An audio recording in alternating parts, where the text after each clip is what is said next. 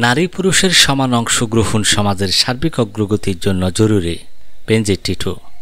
বিশেষ প্রতিনিধি গৌরাঙ্গ বিশ্বাসের প্রতিবেদনে দেখুন বিস্তারিত। ঢাকা বিভাগের দায়িত্বপ্রাপ্ত কেন্দ্রীয় বিএনপির সহ সাংগঠনিক সম্পাদক ও Tangail chamber of commerce and ইন্ডাস্ট্রির প্রেসিডেন্ট বেনজির আহমেদ টিটু বলেছেন, একটি সমাজের সার্বিক অগ্রগতির জন্য নারী পুরুষের সমান অংশগ্রহণ অত্যন্ত গুরুত্বপূর্ণ। বিশেষ করে নারী শিক্ষা ও স্বাস্থ্য বিষয়ে আরও বেশি মনোযোগ দেওয়া দরকার। তিনি আরও বলেন, ফেসবুকের অপব্যবহার, বাল্যবিবাহ ও ইভটিজিং এই বিষয়গুলো সামাজিক অগ্রগতির পথে প্রতিবন্ধকতা সৃষ্টি করছে। এগুলোর বিরুদ্ধে সচেতনতা বৃদ্ধি ও যথাযথ ব্যবস্থা গ্রহণ জরুরি। 31 জানুয়ারি সন্ধ্যায় টাঙ্গাইলের কালিহাতী উপজেলার বল্লাবাজার পোস্ট অফিস সংলগ্ন স্থানে দুস্থ নারী ও স্কুল কলেজ পড়ুয়া ছাত্রীর মাঝে শীতবস্ত্র বিতরণ করা হয়।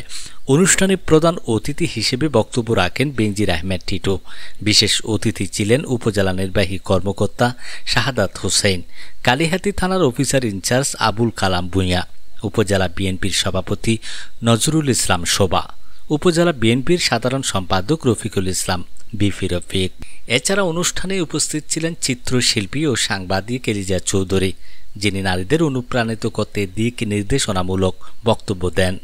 অনুষ্ঠান সঞ্চালনায় ছিলেন সংগঠনটির সাধারণ সম্পাদক মালেহা। এছাড়া সংগঠনের অন্যান্য সদস্যরাও সক্রিয়ভাবে অংশগ্রহণ করেন এবং এই মহতী উদ্যোগ বাস্তবায়নে গুরুত্বপূর্ণ ভূমিকা রাখেন। এই আয়োজন প্রমাণ করে যে মানবিকতা ও সহযোগিতার মাধ্যমে সমাজে ইতিবাচক পরিবর্তন আনা সম্ভব।